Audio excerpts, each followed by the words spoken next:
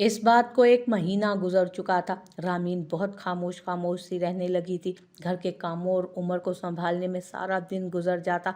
Usman office के काम की वजह से काफ़ी मसरूफ़ रहता। रामीन काफ़ी नाराज़ थी और इस बात से वो ज़्यादा दुखी थी कि इन दिनों में एक दफ़ा भी उस्मान ने उसे मनाने की कोशिश तक नहीं की।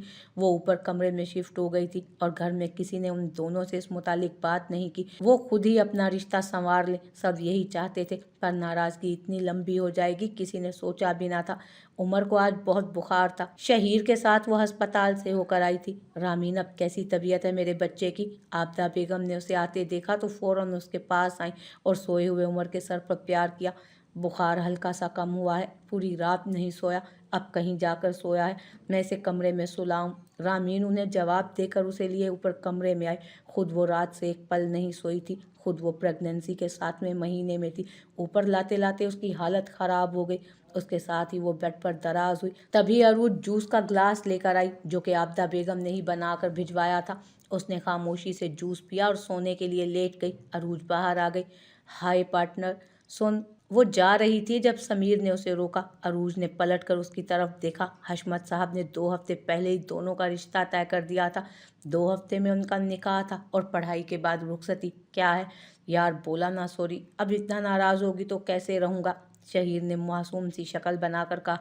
दोनों की कल से लड़ाई चल रही थी, क्योंकि समीर ने उसे दोस्त के घर जाने से मना कर दिया था। जैसे अभी रह रहे हो ना, रह लेना इसी तरह। वैसे भी मैं तुम्हारे लिए अहम थोड़ी हूँ। उस दिन भी सबके सामने कितने बुरे अंदाज में बात की। वो मुंह बिसोरते हुए बोल रही थी। अच्छा ये ले, कान पकड़कर माफ़ी मांगता हूँ। वैसे मैं बाहर पिज़्ज़ा खाने जा रहा हूँ, अगर चलना है तो बताओ।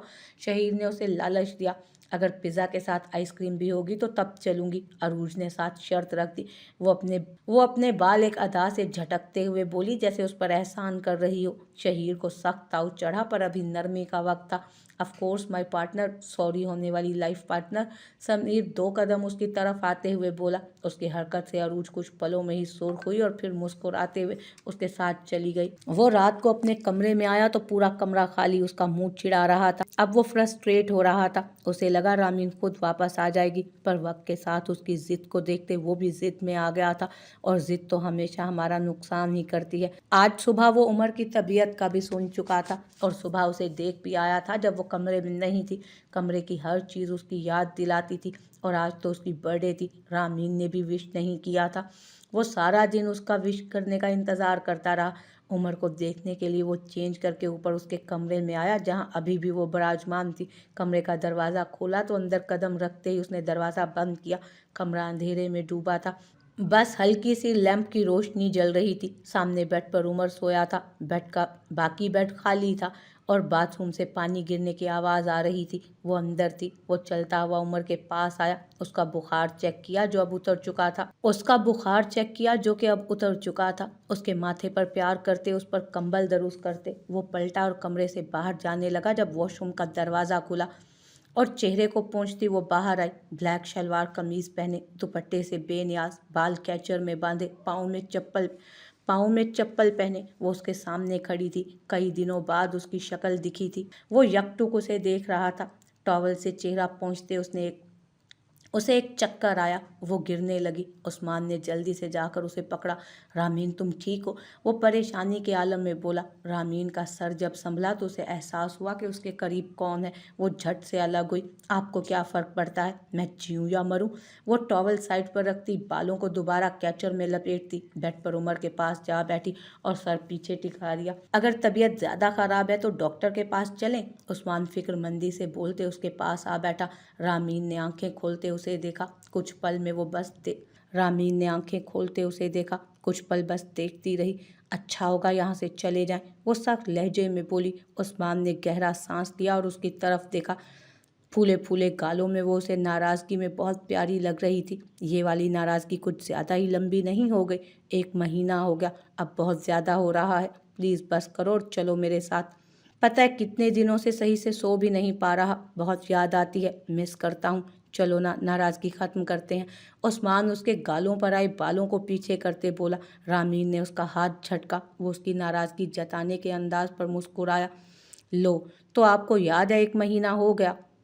عثمان سچ میں 1 مہینہ ہو گیا، اور ویسے بھی آپ تو طلاق دے رہے تھے نا مجھے، ابھی بھی دے دیں، اتنے مہینے خاموش کیوں رہے؟ ابھی تک تو نئی شادی بھی ہو جاتی نا آپ کی۔ وہ طنزیہ لہجے میں بول رہی تھی، چہرے پر ناراضگی تھی۔ عثمان کو بھی اس دن کی حرکت یاد آئی اپنی۔ تمہیں کیا لگتا ہے میں ایسا کر سکتا ہوں؟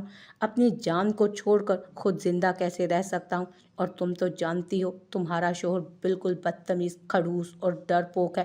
ایسی بکواس کر گیا بس وہ۔ اس کے لیے اسے معاف کر دو پلیز، اب مزید میں تمہاری ناراضگی برداشت نہیں کر سکتا۔ وہ اس کے دونوں ہاتھ اپنے ہاتھوں میں لیتے ہوئے بولا، عثمان آپ کو یہ سب اتنا آسان لگ رہا ہے؟ میں سچ میں بہت دکھی ہوں۔ ان سالوں میں آپ نے کیا کچھ نہیں بولا مجھے، اور میں ہر دفعہ معافی کرتی رہی۔ عورت ہو نا، اپنے بچوں کے لیے معاف تو کرنا ہی پڑتا ہے، اور آپ ٹھہرے مرد بات کر کے یوں بھول گئے جیسے کبھی کی ہی نہ ہو، کتنی آسانی سے چھوڑ رہے تھے جیسے مجھ سے کوئی واسطہ ہی نہ ہو۔ رامین اب کی بار رونے لگی تھی۔ وہ روتے روتے بول رہی تھی، عثمان کو اپنی غلطی کا احساس ہو رہا تھا، ایسے معافی نہیں ملنے والی۔ رامین، میرے لیے بھی وہ سب آسان نہیں تھا، میں شاید علیزے کے معاملے میں کچھ زیادہ ہی سینسیٹیو تھا۔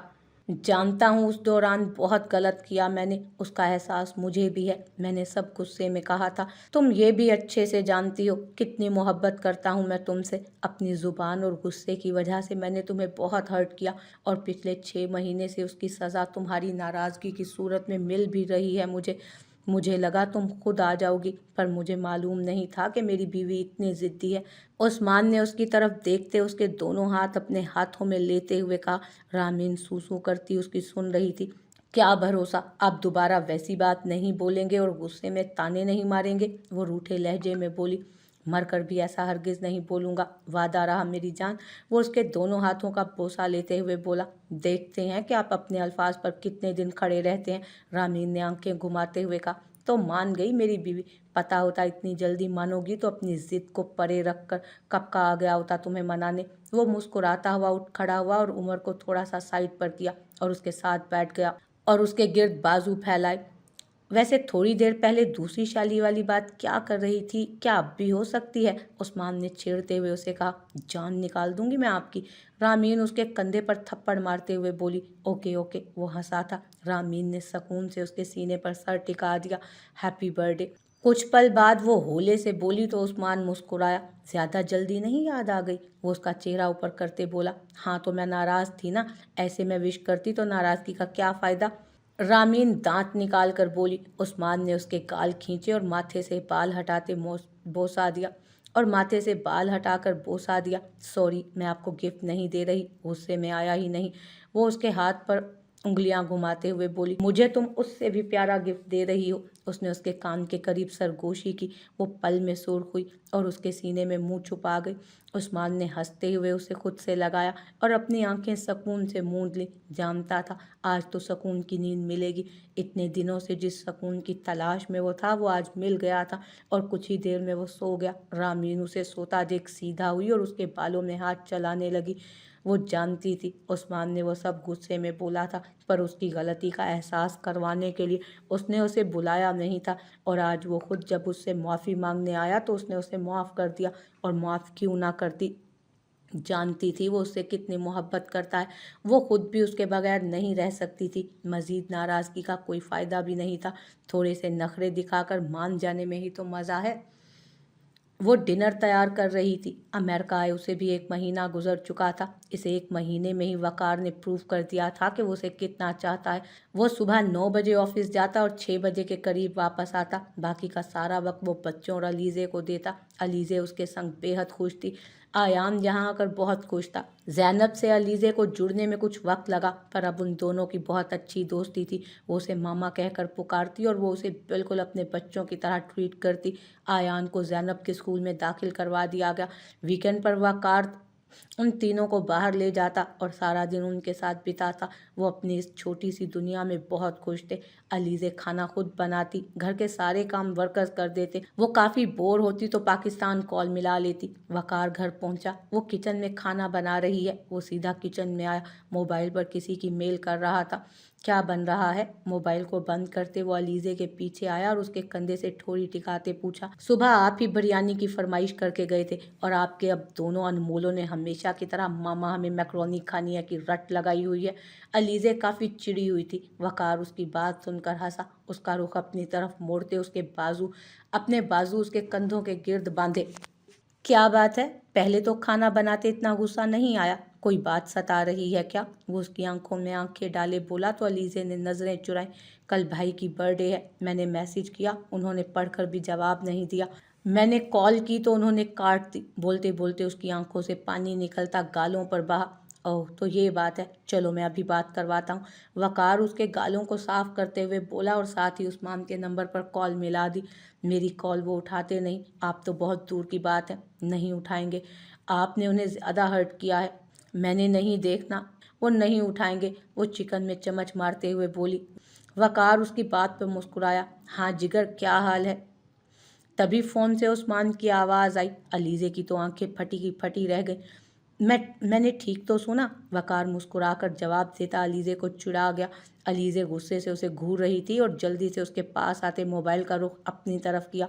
मेरी कॉल काट दी, मैसेज का जवाब तक ना दिया, और वकार से कैसे जिगर जिगर करके बातें कर रहे हैं? क्या मैं इतनी बुरी हूँ भाई?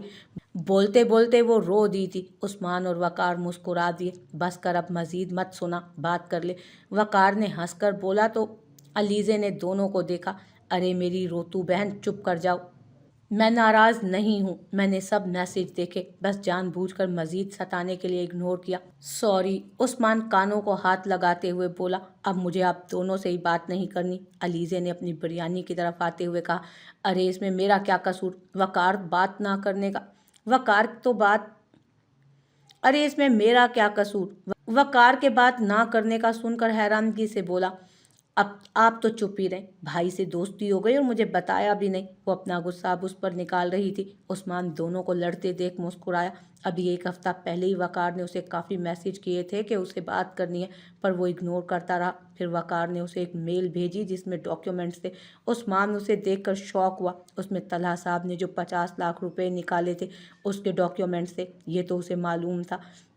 उसके नीचे जो डॉक्यूमेंट्स थे उनमें बाकी के 50 लाख और मज़ीद कुछ पैसे निकाले गए थे, और निकालने वाले का नाम पढ़कर वो शौक हुआ। वो और कोई नहीं बल्कि मास था, उसका दोस्त, जिस पर उसने इतना यकीन किया। सारे सबूत उसके सामने थे। उसने ऑफिस जाते ही सबसे पहले उसे पूछा। वो ऐसे काम पहले भी करता था और उस्मान का दोस्त बनकर घर में घुसने का प्लान था। उस्मान तो उससे अलीज़े की शादी भी करवाने के लिए तैयार था। अब जाकर उसे अपनी गलती का एहसास हो रहा था। उसने मुआज़ के खिलाफ केस किया, उसे पुलिस अरेस्ट करके ले गई। उसके बाद उस्मान ने वकार से बात की। दोनों के दरमियान जो दीवार थी आहिस्ता आहिस्ता गिर गई। कल अलीज़े के मैसेज देखकर वो मुस्कुराया। जवाब देने ही वाला था कि कुछ शरारत सूझी तो कॉल काट दी।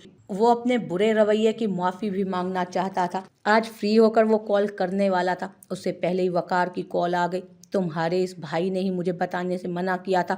वकार ने सारा कसूर उस पर डाल दिया। भाई मैं क्या इतनी बुरी हूँ? मेरे से इतना नाराज़ है? वो नम आंखों से स्क्रीन पर नजर आते उस्मान को देखते बोली। पगली, भला भाई अपनी बहनों से नाराज़ होते हैं? हाँ, पहले थोड़ा सा नाराज़ था, फिर मुझे खुद की गलती का एहसास हुआ। मैंने तुम दोनों के साथ काफ़ी रूड बिहेव किया, उसके लिए सॉरी। वो कान पकड़ते हुए बोला। ऐसे मत करें, मैं बिल्कुल नाराज़ नहीं बल्कि अब खुश हूँ। वो हल्का सा मुस्कुरा कर बोली। काफ़ी देर दोनों बातें करते रहे। वकार चेंज करके वापस आया। तब तक खाना तैयार था। अलीज़े खाना टेबल पर रख चुकी थी। आयान और ज़ैनब बैठे उसी का इंतज़ार कर रहे थे। चारों ने मिलकर खाना खाया। अलीज़े नाराज़गी जता रही थी क्योंकि उसने उससे छुपाया था, और वकार उसकी नाराज़गी देखकर मुस्कुराया। खाने के बाद बर्तन साफ करके वो बाहर आई तो सामने वो तीनों कोट पहने, आयान और ज़ैनब सर पर टोपी पहने, पाँव में जोगस डाले कहीं जाने को तैयार थे। आप सब इस वक्त कहाँ जाने की तैयारी में हैं? उसने कमर पर हाथ रखे तीनों को घूरते हुए पूछा। हम वॉक पर जा रहे हैं और अभी तो 7 बजे हैं, देर थोड़ी हुई है। बाहर बहुत प्यारा मौसम है, जल्दी से ये कोट पहनो और ये मफलर भी, और हाँ ये टोपी भी। वकार आगे बढ़कर जल्दी जल्दी उसे पहनाने लगा।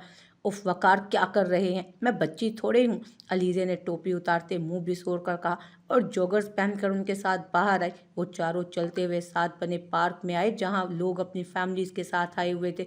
दोनों बच्चे झूले लेने चल दिए। अलीज़े ने मुस्कुराकर उन दोनों को देखा। हल्की हल्की हवा चल रही थी जो मौसम को और ज़्यादा ठंडा बना रही थी। वो अपने हाथ रगड़ रही थी, तभी वकार ने आगे बढ़कर अपना कोट उसे पहनाया। मैं ठीक हूँ, आपको ठंड लग जाएगी, वो फिक्रमंदी से बोली। नहीं लगती, अपनी हालत देखो, सर्दी की वजह से कांप रही हो। उसकी नाक लाल हो रही थी। वकार ने उसके दोनों हाथ अपने हाथों में लिए और गरमाइश देने लगा। वो उसके केयरिंग अंदाज पर मुस्कुराई। थोड़ी देर पहले वाली नाराज़गी कहीं दूर जा सोई थी। उन दोनों में उस इन दिनों में उसने हर पल महसूस करवाया था कि उसका फैसला गलत नहीं है। उसने माफ़ करके कुछ गलत नहीं किया। उसे एक चांस देकर चारों की ज़िंदगी को बचा लिया।